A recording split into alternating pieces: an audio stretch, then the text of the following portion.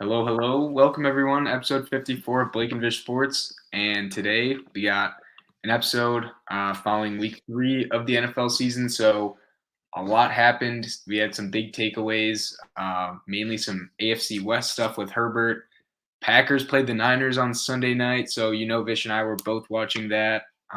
Stafford looked great. Justin Fields had his debut. Big Ben, what's going on there? But before that, Vish, how are you doing? How was watching and keeping up with 49ers Twitter Sunday night?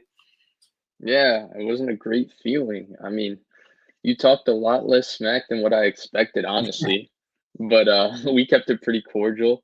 Um, I was not happy that they lost. It especially hurt. I mean, we're going to talk also, you forgot to mention about the game right before the Niners game, the one everybody was watching, the one old LeBron James was at. The Oh, Rams Buccaneers, but yeah. definitely watching that, seeing the performance Matthew Stafford put on, knowing how much I wanted Matthew Stafford to be a 49er, it hurt a bit more seeing that and then seeing, Jimmy Garoppolo having the butt fumble equivalent of throwing the ball backwards. That was definitely not great. So it was a lot to take in. All I can say is Aaron Rodgers, I mean, I was talking to Grant about this earlier. You would have missed it because I know you had a couple things going on, but somebody donated to Grant saying like it's your fault that the that Rodgers played so well because you wrote him off, and I was like, yeah. Grant called Aaron Rodgers washed after week 1. He said that Oh, the Eagles are geez. better than the Packers, all of I that, think and this then is- you got this guy. Did you see the throw to Devontae Adams? Like people are getting mad against quarters. Like the throw to start the 2-minute drive. Are you kidding me? With 30 seconds left, you make that throw. 37 seconds. that was just. I thought the funniest part was the how they just did not take the cornerback off the island. I forget who it was, but there was probably 3 cornerbacks, and they would pretty much just go mano a mano with Devontae, and they would do the same Yeah, play. There's the back shoulder fade just nonstop. yeah. I mean, Niners had a lot of confidence in Josh Norman and Diamador Lenore one Or, on one. yeah. I mean, we are talking about, you do remember that fateful Monday night game in the frozen tundra when CJ Beathard outplayed Aaron Rodgers until Jimmy Ward got hurt and Greg Maymon. And it was Aaron Rodgers played a game of where's Waldo with where's Greg Maybin, and wherever he was, he threw the ball. That was also rough. Have a lot of memories. Yeah. So speaking of Niners, Greg, Packers. we can just get into this. And I know you've probably already talked about this with Grant a little bit, mainly about Hmm. Jimmy Garoppolo and Trey Lance, most likely. But we can get in it from just another angle and more brief, I guess. But what were your main takeaways from the Packers and 49ers Sunday night game? And how do you think both teams, how strong do you think they are after this? Because this was a pretty, I guess, highly anticipated game for both of the teams, generally speaking. So what were your thoughts? So I think my first takeaway is I think both of these teams are playoff teams in the NFC. I think the Packers, given the players they have out, given the adversity they've gone through, for them to go to a place where they haven't played well, especially recently. I mean, last year they won against a Niners team that everybody was on COVID protocol or injured. Um, Mhm. but given all of those details, for them to go and play a game like that, punch the Niners in the mouth, find a way to run the football, I thought it was fantastic. And then the Niners to go down 17-0 and still fight back and compete in that game, it tells you how talented they are. So those are my, like, just off the front, I think both of these teams are pretty good. That's my takeaway. I don't know if they're in that upper echelon tier. I think the Rams definitely look a cut above both these two teams. I think there's real weaknesses to both these two football teams. I don't see any Mhm. at the moment for the Rams, but a lot can change. We're 3 weeks into the season. Couple takeaways too. I think that you especially, we're missing Mike Pettin a little too early. I thought Joe Barry was very creative in terms of how he used his fronts to stop this run game, how he fit the run game, and I thought he had a very sound game plan. He still stayed in split safety coverage, but now when you're not scared of the quarterback or the receivers on the outside, you can play split safety coverage 10 yards from the line of scrimmage, and it's very difficult to run the ball when you're essentially facing a 9-man box within 10 yards. So I thought he was very good. I thought Aaron Rodgers once again showed why he's arguably the greatest. I mean, some of the throws he was making, the way he throws it, I mean, he's unreal. Devontae Adams is a top 5 receiver in football. All of those things are true. Couple Niners takeaways. I think the criticism of the Niners defense is a little bit overblown, to be frank. I think that the reason people are criticizing it because they expected it to once again be an elite defense. It's not an elite defense anymore. It's just a good one, and a good defense against a red hot Aaron Rodgers. When you lose the turnover battle, 2-0, for them to still have hold them to 30 points, pretty solid day, and only 3 points off both those turnovers. It's good enough, in my opinion, in the modern NFL. I think my main disappointment was in the Niners offense. That Packers defense, even though they had a good game plan, they are still not talent. They're not that talented to me. They have one player that really stands out, and then a few guys who are promising, like Eric Stokes. The one player that stands out is Alexander, and the interception he made is an interception only a special player makes. But more or less, I was very disappointed in the Niners offense. I know they picked it up at the end, but needing the boost of the kickoff return and all that, they were very flat-footed. I was disappointed from that standpoint.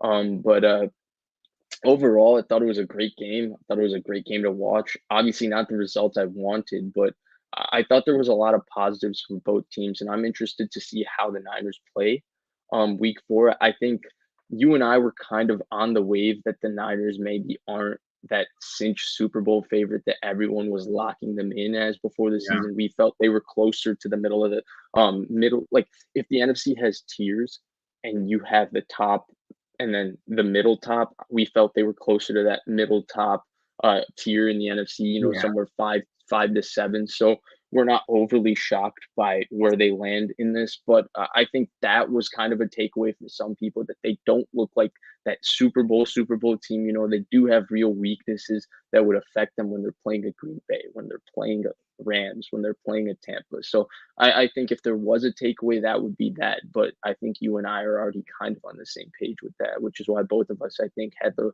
Niners as the 6th seed in our early season playoff Yeah. predictions. So yeah. More or less. I think we both had him as wild card. And I think you kind of hit it right on. Like these teams definitely showed some flaws and have already. Like the 49ers cornerback situation is really, really concerning if you're a 49ers fan. The quarterback Hmm. situation is still question mark there. And then the running game now with how many injuries they have, like Kyle Juszczyk getting a ton of carries instead of Trey Sermon, that leaves you somewhat to be concerned. Then for the Packers, you're right. The Joe Barry did a really good job, and I was honestly shocked at how good the defense played. I know they allowed 28 points. I would have not been surprised if they would have allowed like over 35. I kind of expected that going in, and they forced 2 turnovers. Now one of them was as you mentioned, just an absolute. I mean, you can't really describe it any other ways, like a fluke or an anomaly. Jimmy Garoppolo threw it backwards or whatever. You can't be surprised at that. So that was surprising, but still, I think they did a great job against the run, which you can't say much. And also, too, Darnell Savage came downhill so fast on a lot of those in routes. Like I Hmm. haven't seen him play that good at all this season until this game, and he struggled. I thought pretty heavily. Sorry, the first 2 weeks, but Hmm. besides that, getting to the Packers side of it, Josh Nijman, the starting left tackle, the third string left tackle who everyone thought was going to get destroyed, started off rough and then did a little better towards the end, but it wasn't even that. That's not why the O-line looked good. I've not seen Aaron Rodgers get the ball out that fast or play and have so much respect for this type of a defensive line in so long. He was getting the ball out ridiculously fast. And I think that was also aided in the fact that the 49ers secondary was a little short-handed because in the past, usually I feel like they would be more on top of that stuff and not allowing it. But I think it's a little bit of both. But I think that shows the great respect they have. And I think I alluded to it earlier, but the cornerback situation with just trusting the corners on an island, I thought at some point that adjustment would be there. Now I know the safety was kind of playing over the top at times and trying to stop that, and it's still just like the back shoulder fade is just really hard to guard. So that was my main takeaway from the Packers end and kind of the Niners end as well. But I still think the thing with the Niners is that what is going to happen with these running backs in the running situation? Because that's kind of the bread and butter, right? You run to set up the Hmm. pass, play action, all of the misdirection stuff, but they weren't able to run the ball as well. So what are they going to do there? I didn't think Sermon played bad. I don't know what it is that he's not getting more carries for, but I feel like eventually you're going to have to just put the hammer down and just give him the ball or give who's ever healthy the ball as much as you can. So I think you nailed a couple things on the head that I forgot to mention. The Aaron Rodgers getting the ball out of his hands quickly was a big detail because it, especially early in this ball game, it really neutralized a very amped up pass rush. Nick Bosa came to play very early in this ball game, Mhm. and they were able to get home. Besides the one time Armstead did, because Rodgers was getting rid of it and making such quick decisions. And of course, the Niners' inability to disguise their coverages, just lining up and playing in whatever they are, also really hurt them because Rodgers obviously mentally is absolutely incredible and he's immediately recognizing things and just knowing where to go with the ball and getting rid of it so quickly. So put him in a lot of bad spots from that standpoint. I also think the run game thing is a real important detail because frankly, I don't think these Niners running backs are very good. I think that's kind of my big takeaway. I think I liked Sermon a lot coming out in the draft. I have not been. I thought he played okay in this game. I've not been impressed. You know, from a third round pick that you trade up for, you maybe expect a little bit more. I haven't seen that kind of juice or that kind of ability yet.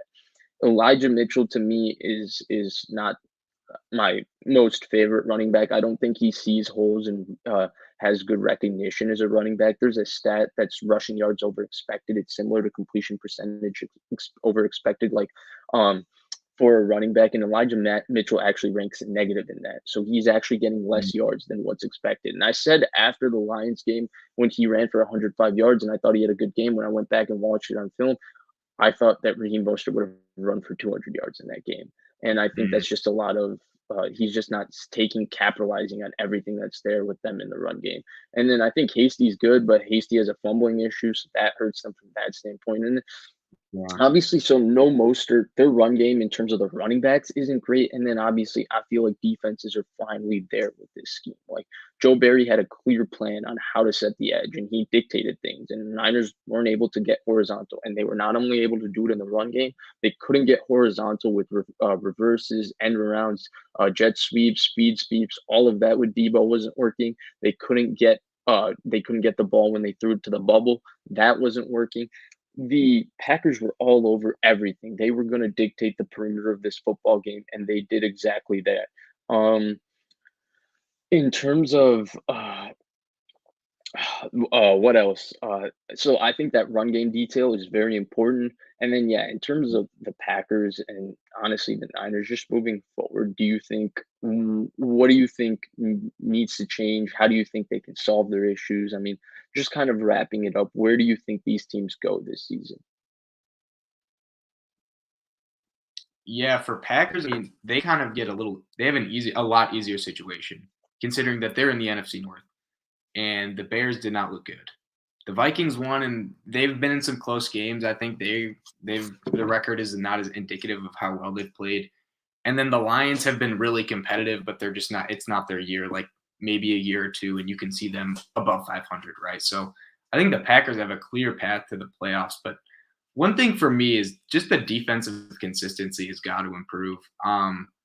I know they played great last game, but you're not going to be able to play two high safeties 10 yards off the line of scrimmage, which I did Hmm. see you mentioned on Twitter, and then a bunch of other people were saying it as well. And looking back on it, you can make sense of why Darnell Savage was able to just come downhill like a missile on those crossers, and kind of same with Amos. But I really I don't know if I trust the defense entirely, especially the D line. They played a great game against the Niners. I'll say that they played incredible. Got to give credit where credit's due, but I think Za'Darius is going to help, and Devondre Campbell is awesome. Like he is, the Packers have a fast linebacker for the first time in a decade.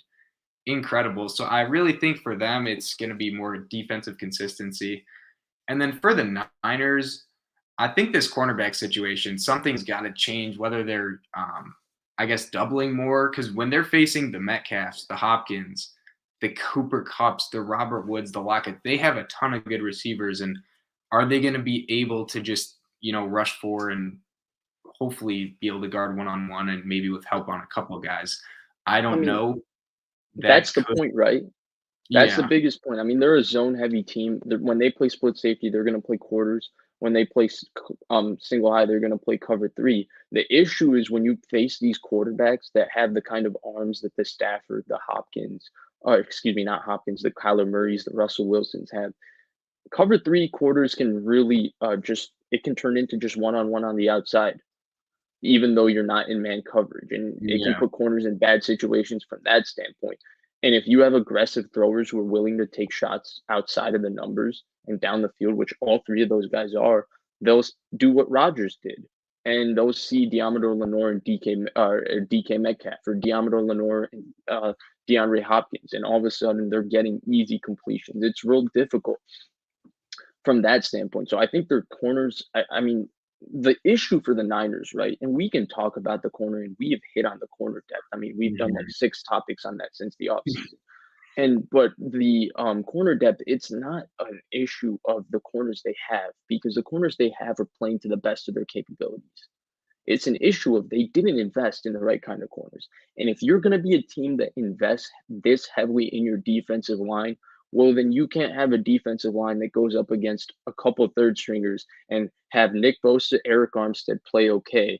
And then besides them, you have D Ford, who's non existent. Okay, maybe he's coming off an injury. That's a little bit of an excuse. Samson Ebukam was Oh, I mean, has he played this season? He has not been impactful this season at Mhm. all, unless they manufacture pass rushes for him through stunts and other things like that by doing changes with their front. So that's another one. DJ Jones has been rock solid, but Javon Kinlaw has been in and out of the lineup. He's been injured. He hasn't been as impactful as you would expect. Zach Kerr, who was supposed to be a contributor, has struggled. Contavious Street has been all right. Kevin Gibbons got hurt. This defensive line that has so much investment that's supposed to have the depth has not been contributing because if this you didn't invest in the cornerback position. That's the point. Mhm. But if this defensive line plays up to par, then you can protect your corners. But you invested in a defensive line that's not dominating games. And that's exposing your corners. And people are always ready to jump on Dante Johnson and Josh Norman and these guys. Well, there's a reason that Josh Norman got signed 2 weeks ago and wasn't signed for the last 6 months. There's Yeah. a reason Dante Johnson's a career journeyman. Like you can't expect these guys to succeed in situations where they shouldn't be in. The issue with the Niners cornerbacks is not a player issue. It's a philosophical issue. They have not invested in the position, and that's biting them in the butt. And the players should not be blamed for an organizational handicap that they've put on this team by making their one big move this year. I mean, look at how good Casey Hayward is playing. He was available for 2 months. They didn't make Yeah. a move. He's been amazing The this year. AJ Bouye, they could have made a move. There were a lot of veteran corners who could have helped solve this problem. They made 3 moves at cornerback. They drafted 2 guys outside of the top 100 picks, which is difficult to get 2 starting corners out of which one guy doesn't look ready to play because he didn't play last year in Ambry Thomas. We'll see how it goes for him. And Lenore has been good for a 5th-round pick, no doubt about it. And then their other Mhm. investment was giving Jason Verrett a below market contract for but you're also talking about a guy who's played 1 year in the last 4. So that level of investment that comes and bites you in the butt, and that's what they're that this is their they have made their bet and they're going to lay in it with this cornerback issue because they have not invested in it. They drafted a guard over Asante Samuel Jr. Yeah, that's really coming back to hurt them because he's balled out so far. And even Hmm. then, the guard's not even playing either, which is tough because Right. I thought run skill kind of got a bit exposed, was a little rough yesterday night, just Hmm. generally speaking. Against a Packers front Agreed. that's not the most impressive. They started lining up Kenny Clark against him for that reason to take advantage of the And he situation. was And overpowering him. yeah, he really was. But I And mean, that's not to also what, mention, right? yeah. And this is where I don't want to get negative because I still think the Niners are a good football team and I still think they can make the playoffs and all of that.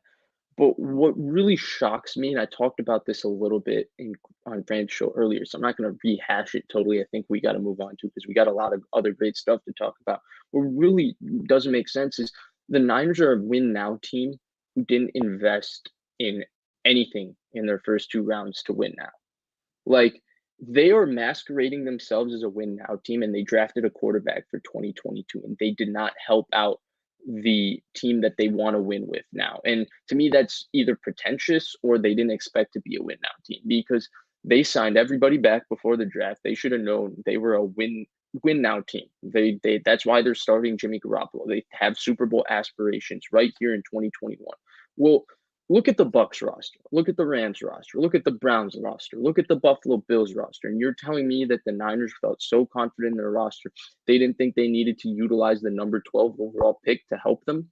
They could just trade this year's first and 2 firsts down the road to go get a quarterback to start for them in 2022 because this year's roster could just compete with them by itself. I mean, I They guess. aren't. Yeah. That's where it doesn't make sense. And I don't know. Maybe they did expect Trey Lance to start year one. I joked on Grant's show like that. I keep waiting, thinking that like Kyle Shanahan has this master plan. He's seen 14,605 different scenarios of this quarterback situation playing out. And this weird scenario that's taken place the last 6 months is the one scenario that's going to lead to the 49ers winning the Super Bowl. Avengers, Infinity War, Doctor Strange style. But honestly, at this exact moment, I'm not sure what's going on. I'm not sure what the 49ers' real goal is.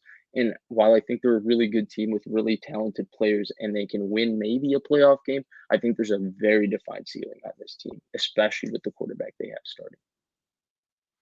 Yeah, I mean, I wouldn't say that the Banks pick wasn't a win now because I feel like you can always use offensive line help, but I think the first round pick is where that's where Yeah, you that's the say, one. That's the one that gets me because yeah, Banks. He was a 4-year starter in college. They probably expected him to contribute.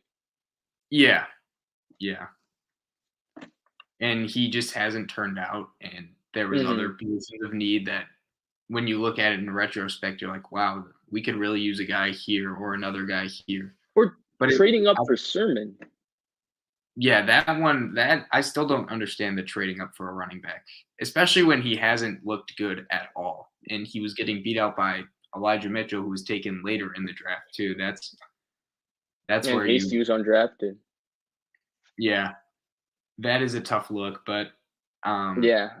I mean, there was a lot of good things to take away from the Niners-Packers game. Congrats, Blake. Your Packers got the W. Was a little shocked, but you deserved it. yeah, and so those are the main takeaways that we had from this Packers Niners game, kind of the whole season and everything about that. Um, so Joe You Evans have a asked, oh, Sorry, go ahead. I was just gonna say we have a couple questions before we oh move yeah, on we to just the had a next few things to topic. get to. Joe Evans said, "Thank you for the donation." Joe Evans says, "Love the show. 7-10 for the Niners? Question mark. Secondary is too weak. I like the use of the secondary. It's Yeah, interesting. me too. I Yeah, think I think they're a better team than 7-10. I still think that. yeah, I'd have to agree. I mean, it's always feasible with more injuries and being in a tough division.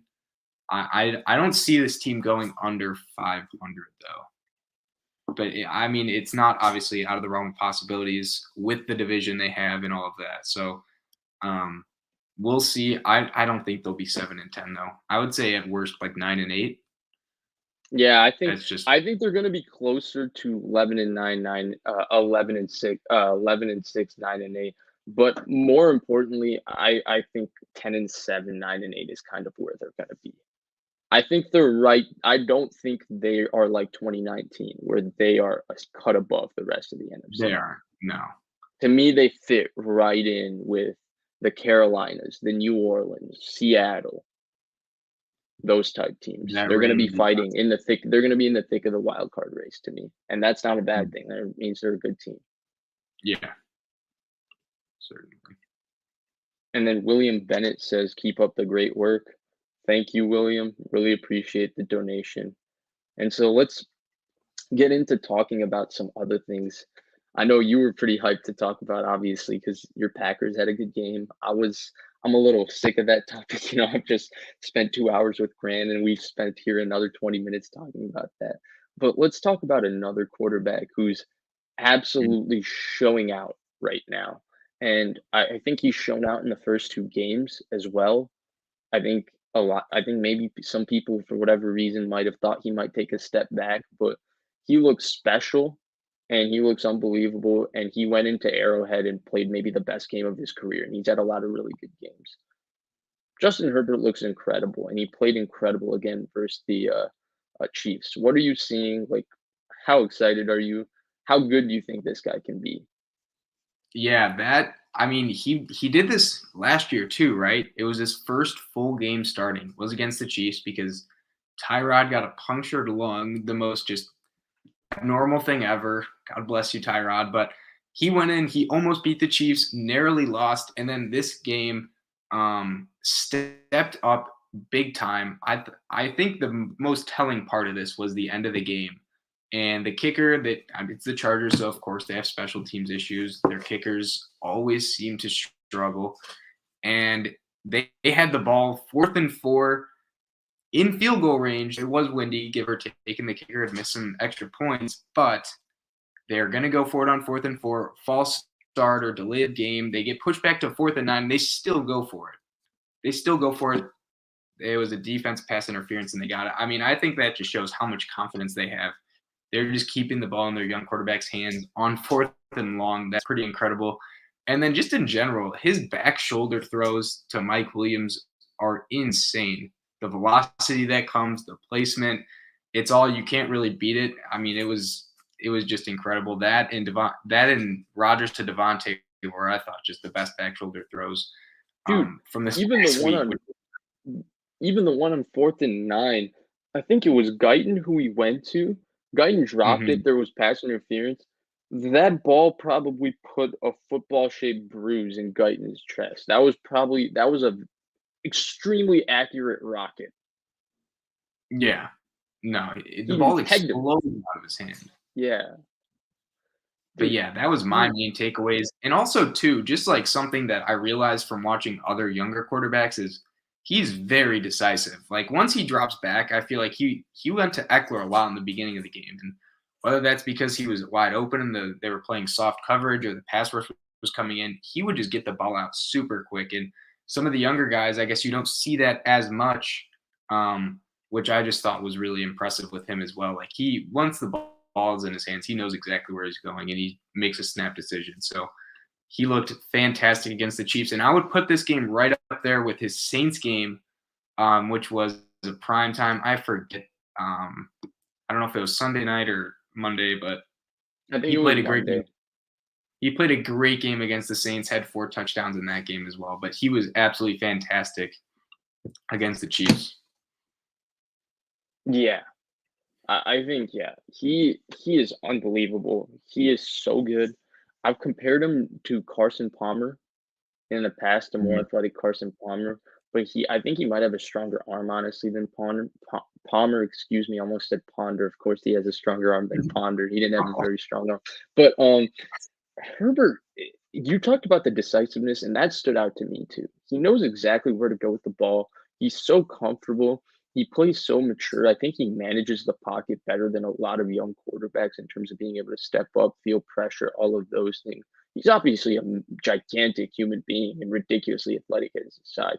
But the pure throwing, and these are the things to me that stand out because, like, obviously, I never played the sport. I never played quarterback, but you can tell, like, you don't have to be a dentist to know someone has good teeth. Like, you can just see it. And, I think this is where, like, a lot of people talk about arm strength and they think, oh, if a guy has a rocket arm, that means, like, Trey Lance, for an example, absolutely rocket arm. So that means he has the highest potential. But to me, there's a difference between having a rocket arm and being able to throw like Justin Herbert, being able to throw like Matthew Stafford. And that's the distinction to me where I don't think Trey Lance is there yet based on what we've seen. Maybe we've seen it. But these guys, I mean, you want to talk about how natural it is for them to take pace off the ball. They always throw spirals. They have a natural feel on layering the ball, all of those kinds of things. Justin Herbert is a high level thrower. He's insane. His accuracy is unreal for a guy that throws the ball down the field as much. I mean, he's made some insane throws through the first 2 weeks of this season. I mean, he had a whole shot against Dallas between two defenders that was like a 66-yard throw that was a rocket, and the ball barely left the screen. Like, I was like, oh my God. Um, so I mean, he takes my breath away, honestly. I think he's already a top 10 quarterback in the NFL. I don't think there's Yeah. any doubt about that. And I think it's gonna be real fun to see him and Mahomes battle it out, because obviously I think most of us think Mahomes is quite generational, and it's real cool that the other guy in the division, to me, or in the AFC, that this, I mean, him, Josh Allen, Lamar, Herbert, I would say those are the four that look a cut above all of those young quarterbacks, even though there's so many good ones like Baker. um, Derek Carr looks really good. There's so many good quarterbacks in the AFC, but I would say that those are the four that are kind of a cut above, and it's going to be fun to see them go head to head. And I also really like the Chargers' defensive game plan. I mean, they forced the Chiefs to run the ball, which the Chiefs were able to, but playing too high and forcing mistakes from Mahomes and stuff was real smart. And Brandon Staley's a great defensive coordinator. The 4th and 4 play, I actually agreed with it. I thought they should go for it. I don't think kicking a field goal is going to help you beat Mahomes, regardless of how much you believe in your defense. I thought the pre-snap penalty on 4th and 4 was pathetic. I don't think that should happen. I thought it was same old Chargers, and then Justin Herbert does that on 4th and 9. And even though it was pass interference, it was an absolute rocket ball. So Mhm. when you see a throw like that, and then Mike Williams is really good. Mike Williams, Keenan Allen might be the most underrated receiver duo in football. So yeah, it's all, to me, just, I don't know how good the Chargers are as a team. Joey Bosa had a hell of a game, but I know just they have a really special quarterback. Yeah, and their O-line should have been better. It is better than last year, don't get me wrong, but the right side of the O-line is still just rough. Brian Bulaga, I mean, right as soon he had injuries with the Packers, and as soon as he left, he's just been pretty much not even playing for them. Like, you don't even consider them a part of the O-line at this point. And the backup right tackle has not been that good. We saw what Micah Parsons did to him last week, and then this week again was rough there. So he's still dealing with not the best O line, although the weapons Williams has stayed healthy and he's kind of showing out in his contract year. So that's awesome for him. Keenan Allen consistently great, and then Eckler out of the backfield is pretty awesome as well. But they don't have the best. They don't even have a particularly great run game though. That is something that also is just not that great for the Chargers at this point. And I know they try to power run with Roundtree, but it's just not. It doesn't work. I think that's the bottom line. It doesn't work. But um, yeah, I think Herbert's been great, and I'm excited for the AFC West for the next few years. You mentioned Mahomes, Herbert, and then Derek Carr, the third best quarterback in the division.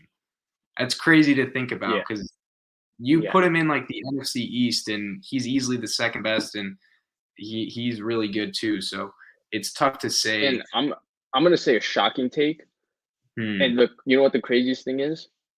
what? Denver has clearly the 4th best quarterback in the division. They might have top to bottom the best roster in the division I think in there's terms of easily better than the well-roundedness. Raiders. Yeah, definitely Yeah. better than the Raiders in my mind. But and the So Chiefs are I last in think the that, division. The Chiefs are yeah, last in their division, and that um, division is nuts. It's nuts. yeah. I mean, I still feel like the Raiders should fall off at some point. But I mean, they beat three teams that won 10 games last year. Hasn't been done before. That's crazy in and of itself, right there. But you never And Derek know. Carr's playing like an elite quarterback. Yeah. Unbelievable. Yep. But yeah, that wraps up Herbert and how great he has looked so far. But we can get on to another guy who's also looked just as incredible as Herbert, and that's Matt Stafford. Vish is one of his favorite quarterbacks besides Trey Lance. Matt Stafford played against Tampa Bay, the Buccaneers. Um, their secondary was a little depleted. That needs to be said. But regardless, Matt Stafford put on an absolute show. I want to say he had 4 touchdowns. He had over 300 yards. The offense looked incredible. Vish, what were your thoughts? Yeah, so I mean, my thoughts were, I've been expecting this from Matthew Stafford. If you put him on a good team, it's funny how, you give a guy good coaching, good defense, and all of a sudden a so-called big game, he shows out. It's crazy how your surroundings have to do something for that with a quarterback. But sarcasm aside, he was everything I thought he could be. I think he's an unbelievable quarterback. I've always felt that. I think he's really smart. I think he's good in the pocket. I think he manages the pocket well. I think he moves well within the pocket. And then his arm talent and accuracy obviously stand out. I actually thought he started the game a little over amped. He missed a couple gimme throws that were free. And we're going to talk about the effect play calling has on a player. But I thought one of the best things McVay did was when he missed those gimme throws in those first two drives and was 1 for 6. That 95-yard drive when they started from the 5, McVay immediately called couple screens. He called a couple of very easy completions, and before knew it, Stafford had completed 3 in a row, and they picked up a couple first downs. And then Stafford started to feel it, and he started throwing balls like the one on the wheel route to Cup. That was an absolute dime. The ball to Deshaun Jackson finally when he did connect. I mean, that was effortless flick of his wrist, just put it out there for him. He's an unbelievable quarterback. I think most people who've kind of watched him expected him to show out in this situation. But I also thought it was nice because when a player is over amped and you see what a very smart and good play caller can do to build a player's confidence. One of the quarterbacks we're going to talk about today, Matt Nagy, did not do those things for his young quarterback, but that's for later. But the point is, Matthew Stafford is an unbelievable talent. I'm glad everybody's able to realize it now. He's always been a borderline elite quarterback. And you look at their weapons. I mean, the Rams' weapons, Van Jefferson, Cooper Kupp, they haven't even really gotten Robert Woods going in this offense. Oh, Jamal is all over. Deshaun Jackson, it's stacked. I thought Sony Michel played very well. I thought Sony Michel was unbelievable in pass pro. And I actually thought he did a decent job running the football because I didn't think there was a lot of space because Tampa Bay has a historically good run defense. So I thought Sony Michel was a real positive. And then, of course, their defense, the Rams' defense is good on every level. I think their linebackers, I think Hollins is pretty good. I think Kenny Young's pretty good. I think they're fast. They fly around. Obviously, the secondary is very good, though they played soft a lot in this game, giving up a lot of free access intermediate and tightened up later. And then the defensive line, they had the baddest man in the NFL in Aaron Donald. And then you pair him with, guys like Leonard Floyd and Joseph Day, who are pretty good, Terrell Lewis, who whacked Gronk, and you get positive results because you have Aaron Donald, who's so big time. So absolutely, yeah, I think that Matthew Stafford was unbelievable. He was everything I thought he was going to be. And I mean, I don't want to say I'm excited because I'm not excited for the Rams to be good. I'm a Niners fan, but they look like a Super Bowl team and they have a Super Bowl quarterback. Yeah, I think I was going to point it out if you didn't, but he struggled early on. He missed a couple. Deshaun Jackson, he might be 4, but he looked like he was in his prime. Like he was getting acres of separation. The first 2 times he got past the defense, the safeties deep, there was just a bad throw, and I was like, I think that's more than enough arm to get it there. Just couldn't connect with him. He did it himself later with the bomb, and then he also hit him on a crosser too, which Deshaun just looked incredibly fast on that as well. And it's kind of crazy to me how they haven't even utilized Robert Woods at all. Like he was so great last year, and maybe because he does a lot more short stuff and he's been blocking a lot and he takes handoffs and all that kind of thing. But Cooper Kupp has been great. That one route in the red zone where he did like a fake in and then out, that was I've never seen that. Third and Renfro, man. Hunter Renfro. Yeah, he probably invented that. I wouldn't be surprised because he's incredible too. But yeah, I mean, they have all the weapons in the world. And I really thought Sony Michel looked really good compared to what I thought he would be. And he's looked a little like lethargic, not explosive on the Patriots last few years, but he did great. And I was going to say kind of the same thing with the short stuff. They called tight end screens so effectively. I think there was like 2 or 3 on that second drive, on the really long drive. It's so effective, so simple, but it really helps the quarterback. build confidence. And I mean, if you can get it to work, you do it. So they were able to do that effectively. But the Rams did look very scary, and the defense looked really, really solid too. I know they keep losing guys, but when you have the two best defenders in the league, it almost doesn't even matter. Yeah. We'll see. We'll see as the season goes on. The only negative that I thought, or from this that I took from the Rams, was the McVay celebrating like it's the Super Bowl, and I didn't even really think about that until I saw someone else say it. It was actually Skip Bayless tweeted, "You would have think that the Rams just won the Super Bowl," and I kind of agreed with No, him. It seemed a bit he kind of excessive at he blacked. He definitely blacked. He was seeing red. something wrong. Yeah, McVay was definitely seeing red there. He just lost his mind for that second half. He was going crazy. Yeah, I mean, even the Deshaun Jackson touchdown when he was the first guy to greet him. Like, geez, that's kind of crazy. Anyhow, that's just what I took away. But yeah, not to get too distracted. Stafford looked incredible. Against a good defense too. Against a good D line. Obviously, Yeah. their secondary was a little injured, and you can tell, but their D line's still really good. That's the difference for McVay when he realized he doesn't have to run a kind of gimmicky offense built around play action and bootlegs and a bunch of throws to the flat and a lot of nakeds and all of that. And they only ran three true play action plays yesterday.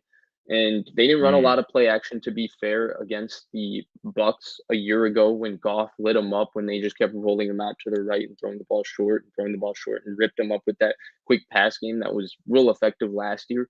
But so in Tampa, so to be fair to Goff, but you can just see how comfortable Matthew Stafford is dropping back, consistently making decisions and great decisions and big boy throws and standing within the pocket and delivering. He's clearly a special quarterback. I think most people who really watched him again knew that this was a special talent, and we're just seeing him come into full flow with that.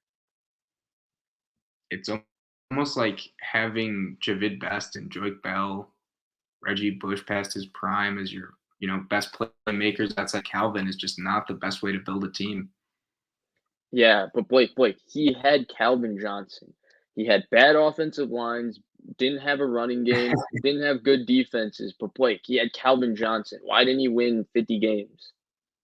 And Marvin Jones and Golden And Tate, both Golden in their prime. Tate.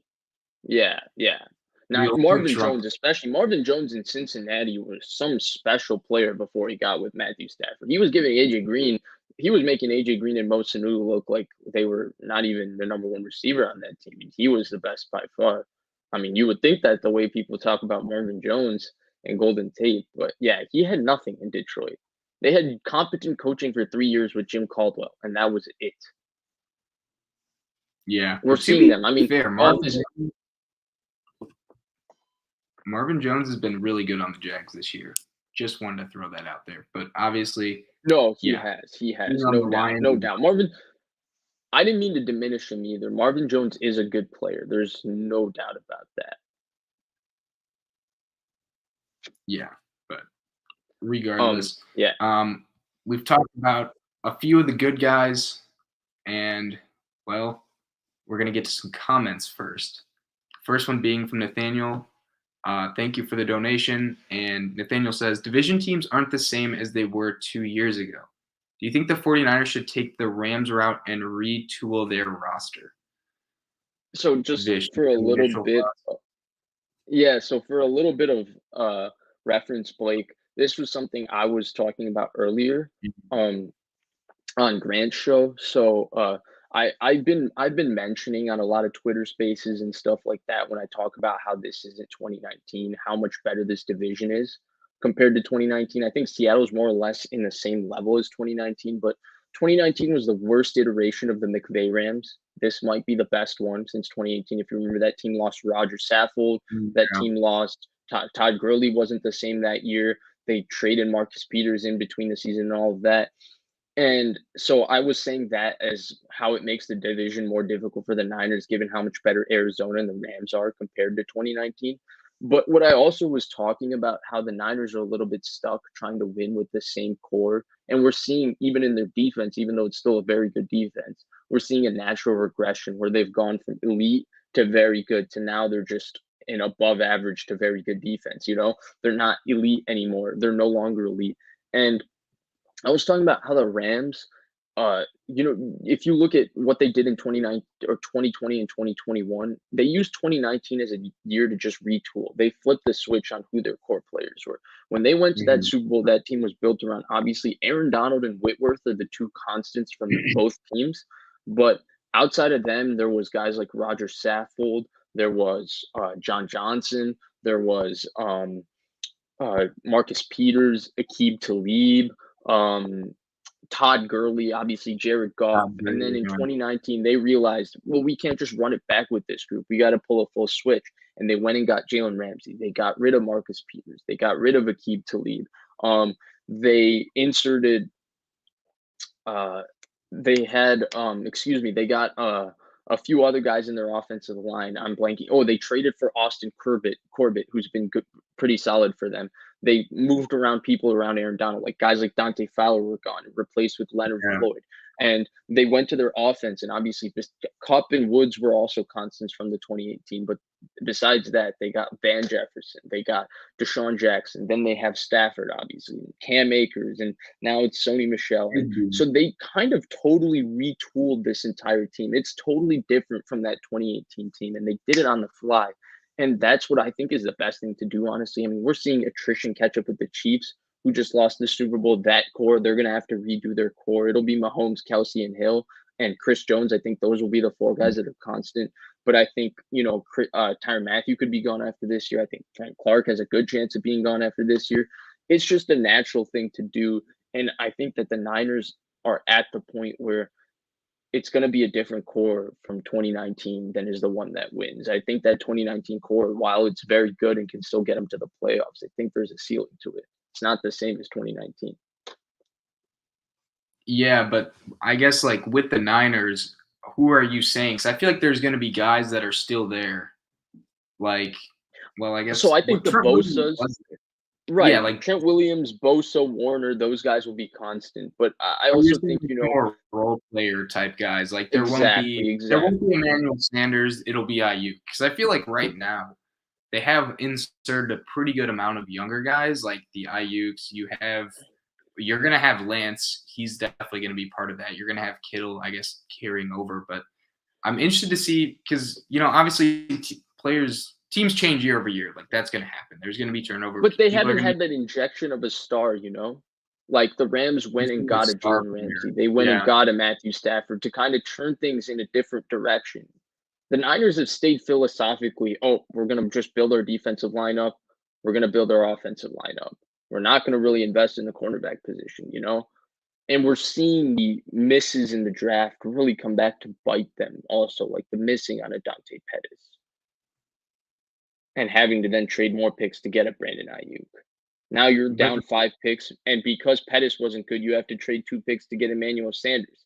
That's 7 picks in a draft where that's 7 other players you could have gotten, but because you missed on Dante Pettis, you're picking other players.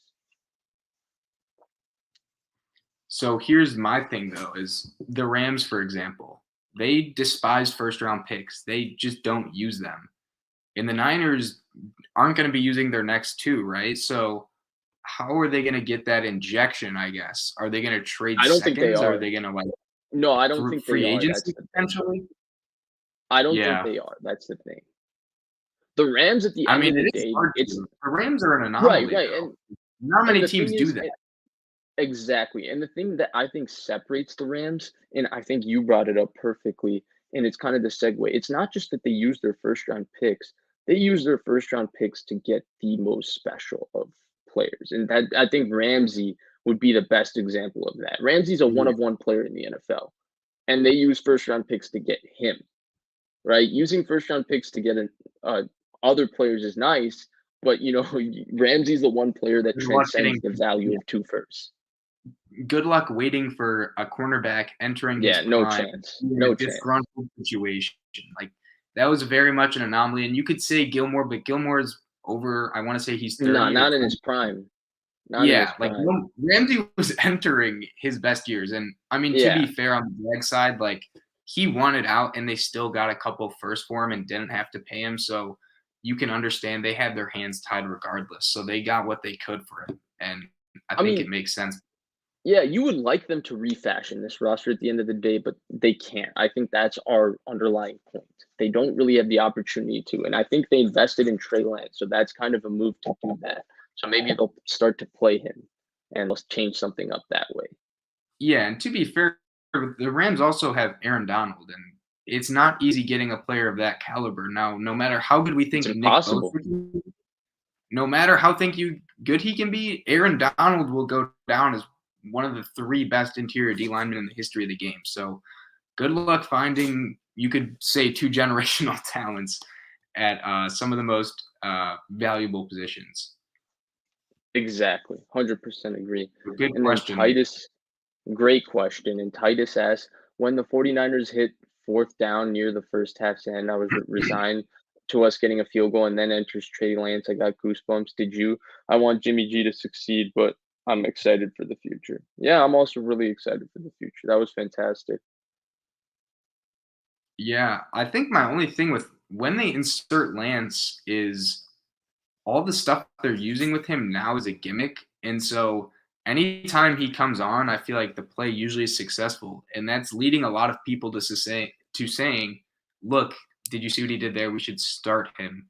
And I Hmm. feel like that's kind of just really misleading in the fact that yes, he's coming on for a few plays and he threw the touchdown week 1. He ran in for a touchdown week 2 or week 3, sorry.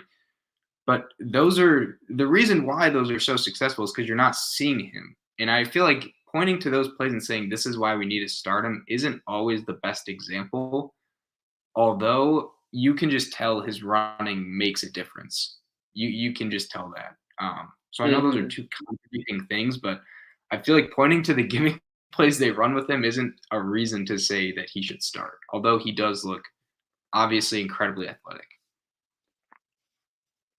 Yeah, I mean, I don't know at this point. I think given what they gave up, I think that's enough of a reason to start him. I think you have a defined ceiling with Fair. Jimmy G. Just I know people are pointing to the other rookie performances, and we're going to talk about one of them real soon, probably right now. But it's not the same situation, and you got to protect your quarterback better. And so so that brings us probably perfect into the perfect transition. There's one more topic after this. There's somebody else that's struggling, but let's talk about someone who had a very rough debut, and that Yeah. was the Chicago Bears quarterback Justin Fields. Went to Cleveland. Browns are a real good team. Bears defense played a very, very good game against a tough team. They got a lot of Mhm. pressure on Baker Mayfield. They played the bootleg game real well. I thought they had a real good defensive game plan. Shout out to Sean Desai. But the Justin Fields debut was rough. Obviously, he had one total net yard of passing. When you talk about, he had as many sacks as completions. It was rough overall. But what were your thoughts on Fields? I know we both liked him before the draft, and obviously this was not what we were expecting. Yeah, I had a few main things because I mean, there's probably 100 different ways you could spin this topic, right? But Hmm. I had a few main things. The first one being, I feel like they just did not use his athleticism whatsoever. They did a couple of times in the shotgun where they do a read option or try to get him moving, but considering how bad the line played and just is in general, I feel like they could have moved the pocket more, done stuff that wasn't shotgun, literally anything else. Because it seemed like every single pass came from shotgun. With only 5 linemen blocking, there wasn't a tight end in there, there wasn't a running back. It was mainly just mano a mano, and they didn't move the pocket. So I just thought that was terrible setting him up in that sort of a situation, just generally speaking. Um, Number two, there was definitely instant pressure a lot, but I feel like his pocket awareness could have been better. Andy Dalton was behind the same exact offensive line against the Rams, same exact offensive line against the Bengals. He didn't get sacked 9 times. Maybe the pressure wasn't as much, but I have a feeling that there's a reason he didn't get sacked that much. Maybe he's getting the ball out faster. I don't think it's a house of cards that just came crashing down the moment he set in. So pocket awareness, there's a couple sacks that unavoidable for him. Like you just can't do anything about it. And other times he might have been trying to do too much. Not going to speculate, but the pocket awareness maybe could have been better at times. And then my last thing was the receivers were getting no separation at all. And maybe I should look at the all 22 for every single play to see if more guys are getting open. But it seemed like every single throw, the receivers were just completely covered, which is tough. And I know there was a few times he just didn't throw it to someone who was open or didn't check it down or whatever. But there was just not a lot of separation, generally speaking, and that was rough. So I know everyone's been calling for Matt Nagy's head. Everyone's been saying things about the offensive line, about Fields, about Dalton, but those are just my main three takeaways. And just as sad, I honestly think it's just sad for all these rookie quarterbacks and how much of an anomaly last year was, generally speaking, because all the rookie quarterbacks, even Tua statistically, were performing a lot better. And I think it has something to do with the defense not having as much preparation, but I don't want to speculate too much on that. But the quarterbacks this year have had a lot more struggles than previously. Yeah, so I agree with a lot of what you said.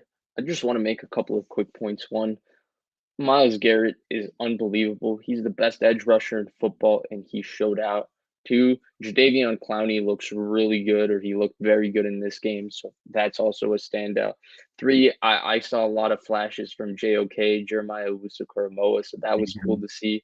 And four, in regards to just Justin Fields, I agree with you on the pocket presence. I thought he ran out of a couple of pockets that were a little bit clean, and I thought he was at times a little bit oblivious to pressure. But that's probably the only thing I can say because I have no clue about everything else because Matt Nagy screwed him over. Their offensive line got their butt kicked. He had really no chance. It looked like no receivers were getting separation, so he had nowhere to go with the football. So that's two things. Three, Nagy didn't do anything to help him out. They had two design quarterback runs the entire game. Not ideal when you have a guy like Justin Fields whose athleticism is top notch in the NFL. I mean, outside of Kyler Murray and Lamar Jackson, is there a more athletic quarterback than Justin Fields? I'd tend to say no. I think Justin Trey Fields is Lance. more athletic than every other quarterback. But we knew that Matt Nagy couldn't scheme up a quarterback run game because we saw he did nothing for Mitchell Trubisky for 3 years, who was actually a very good runner. And he could never scheme up the quarterback run game. Mitchell Trubisky played his best football when Bill Lazor was calling plays. And Bill Lazor called an offense similar, which is something that fits his skill set, similar to what Jared Goff was running in with the Rams, where they were just getting him out of the pocket and moving him around and defining very easy half field reads for him. There's a lot of things you can do for a quarterback to make life easier. I mean, look at what the Panthers are doing for Sam Darnold to make his life easier, defining everything on everywhere he goes with the ball and all of that. They did nothing. They did nothing to instill his confidence. They didn't get him easy throws or anything easy. They looked overmatched. It looked like I was watching an anemic Rex Grossman led offense with the Bears. And I do have bad memories of having to watch that on Sunday, which is the best day. Um, I wouldn't. I can't even say whether Fields is ready. I can't even say whether Fields is good or Fields is bad because I don't even think that game gave us any good idea of who he is or what he is outside of what we've seen in college in the preseason. Because he wasn't given a fair chance in that game. So I am with people who are calling for Matt Nagy's job. I've called Matt Nagy before Adam Gase before Adam Gase. I mean, if you remember Adam Gase on the Dolphins, his record wasn't too bad. He had a couple winning seasons, led him to the playoffs. Similarly, Matt Nagy's record in Chicago isn't too bad, but it's rough. I don't think he does a lot offensively to help out his quarterback. I think he's hurt Mitchell Trubisky a lot, and I'm disappointed in what he did for Justin Fields because it's not even. I know I love Justin Fields before the draft. I know I wanted the 49ers to draft Justin Fields. To me, it's not even about being right or wrong about whether Fields is really good because we don't know that. I at least want to see him given a chance to show what he's got. Instead, he was just getting hit every play, and Nagy did nothing for the guy.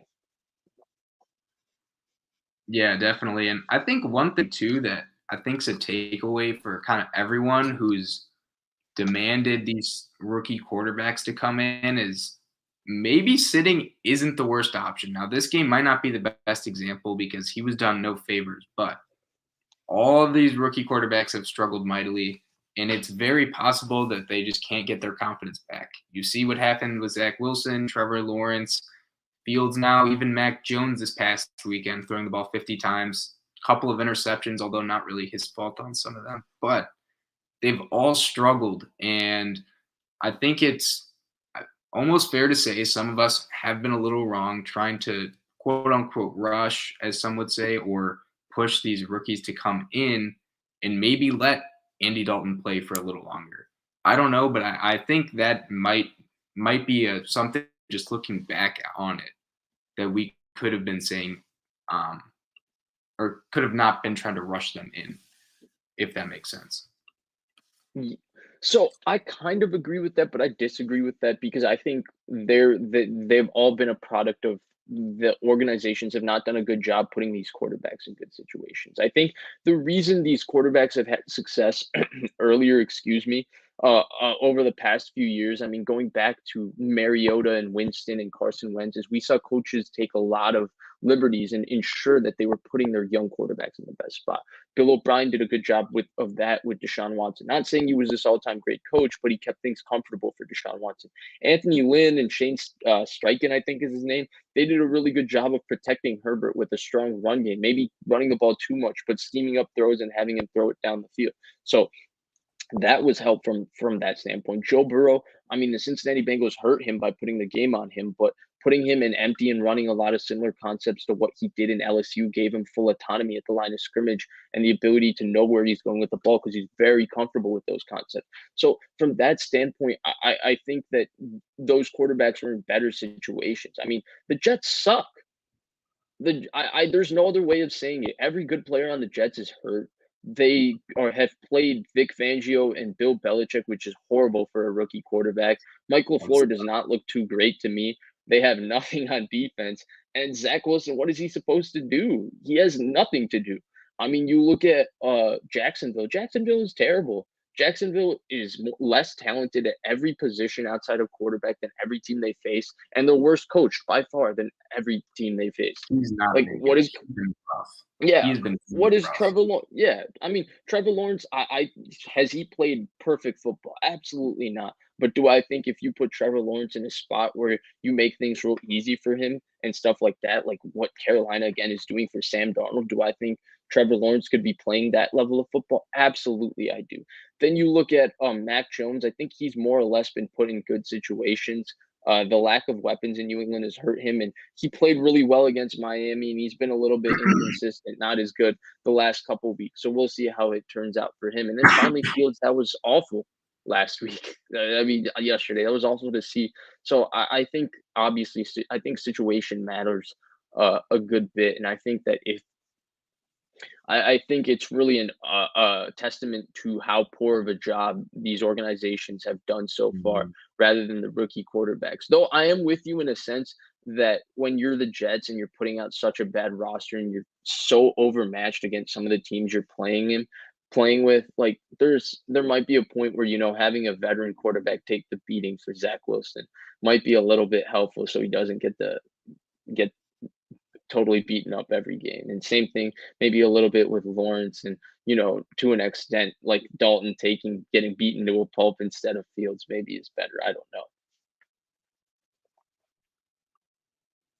Yeah, I mean, honestly, for the Jags, the week 2, like the line wasn't that bad. Like he had time week 2. Now I haven't seen his week 3 game, so I can't comment on that. Week 1 was bad. But I don't see the point of trading away Minshew for pennies when I feel like he, at minimum, could be a good locker room presence. The Jets didn't have a single quarterback in their QB room that had taken an NFL snap. I don't know how that's helping Zach Wilson at all. Like, even having a Dalton or, I don't know, like a Marcus Mariota, like literally anyone who has any experience, that would help.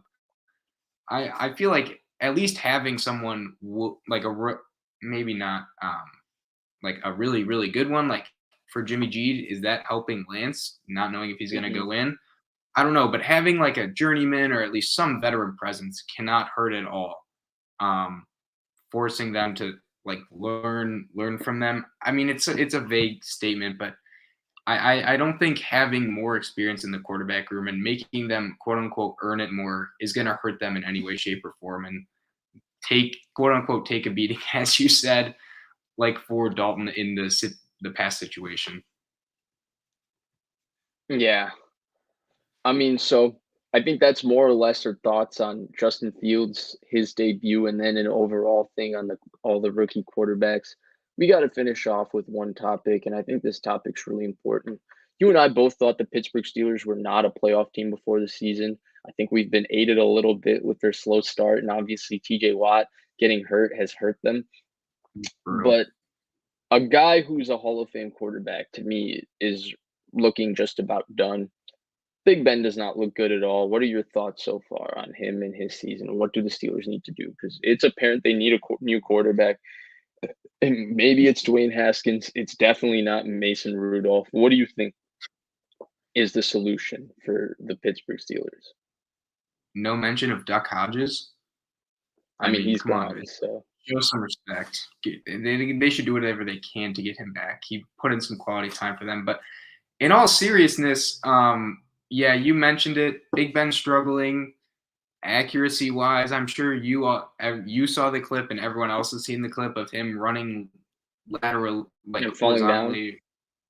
Yes, without being touched, just getting pushed over by the wind or something. That's hard to see. I thought his accuracy was horrid. Just really, really, really bad this past week, just generally speaking. And then it doesn't help with the fact that this offensive line is I wouldn't be surprised or even think it's bold to say it's the worst in the league.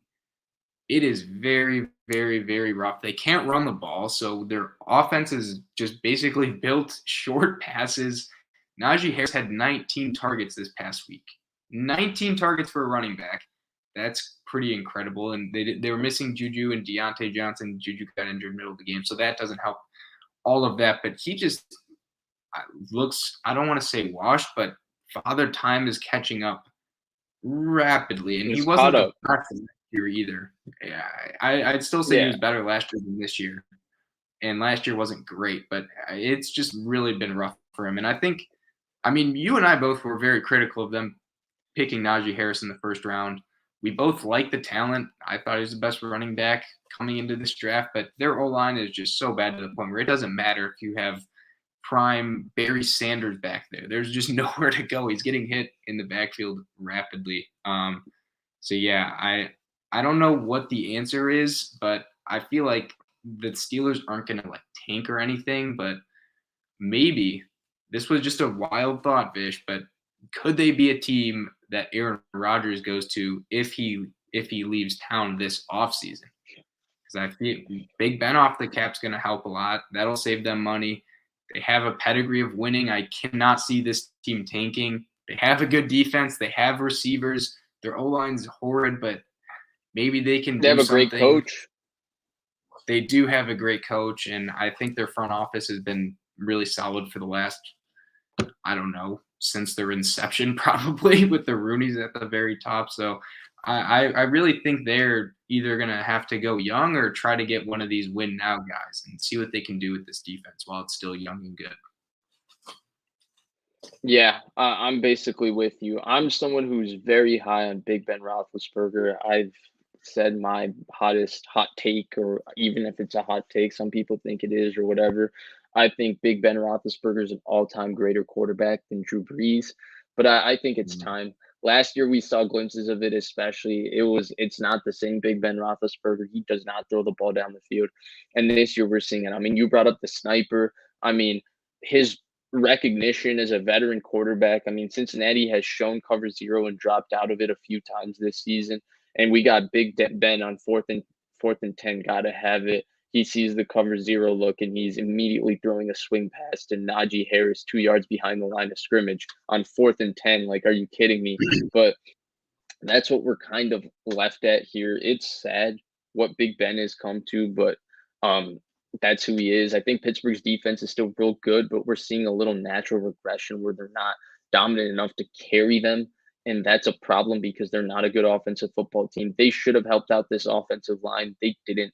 Najee Harris it's not like he's even a bad player or anything, but he's had Amazing. no opportunity to do anything because their offensive line isn't very good. Their scheme is not much better to help him out. I think at some point Pittsburgh needs to just tear it up with the offense and the offensive coaching staff and the offensive line. And I mean, they kind of tore it up. They drafted a few players. We'll see how it goes in Big Ben.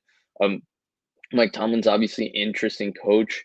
I mean, not an all-time great coach, excuse me. But what I wanted to mention, a couple more things, is one, I talked about Rudolph, right? When you were saying Rudolph is definitely not the answer there. I don't know who the answer is. It maybe is Dwayne Haskins. I don't think it is, but maybe it's Dwayne Haskins. It's definitely not Rudolph. Steelers, if they want to save this season, should think about signing Cam Newton. I think he would be the best quarterback on their team. Excuse me, by far. Maybe trade for Drew Lock, something like that. But it's not Big Ben.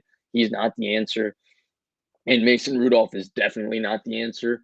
In terms of the Rodgers thing, I think that's super interesting because I think a lot of what you said made sense. And if they got Rodgers with Deontay Johnson and Chase Claypool and Najee Harris, I think they could be back on the map every bit as good as they've been because this defense would still be really, really good. So I like the Rodgers thing. I hope he doesn't go there though. I've already kind No, of I like Rodgers to Denver. We're trading Jordan Love over there. Gonna maybe get Najee Harris or maybe Minka in exchange. But all jokes aside, yeah, that'll be interesting. But their situation at quarterback is brutal. And you mentioned it. Haskins is not it, or at least appeared that way, especially with all the off the field stuff. And then Mason Rudolph doesn't even need explanation for why that's not it. No, he's definitely not it. He's not.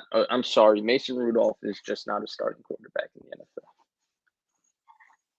Yeah, that ship has sailed, I think, a while ago. I want to say he's still on the roster. I could be wrong with that, but I'm I don't surprised know how. Haskins is. I was surprised Haskins isn't He the beat him number out. 2. I think Haskins is the number 2. He beat him out, but somehow Okay. Rudolph is still on the roster. Yeah. Well, I mean, when you have a quarterback at Ben's age, you wouldn't be surprised if he goes down. And the dude got surgery not too long ago either, so his arm's got to be given out at some point. I don't know, but yeah, their situation is brutal, and I feel like they're wasting a lot of talent on defense and the receivers and running back too. Like they have pieces in place besides the O-line. The O-line you cannot really excuse what's there because there isn't much. But receivers, one of the best receiver rooms, Najee Harris. I think he's looked fantastic. You give him any other offensive line, and when he's not getting hit in the backfield like 60% of the time, it would be night and day what he does. Some of his receptions, I will say that some of his receptions out in the flat and stuff are a little bit reminiscent of rookie year Saquon. He breaks so many tackles. Like he'll break 2 or 3 tackles just to gain 2 yards. It's really, really sad. Eli and Big Ben both just love to jump off. That is Hey, he honestly, I was gonna mention it. Thank you for bringing that up. He looks a lot like end of career Eli. He's just a shot fighter at this point to me.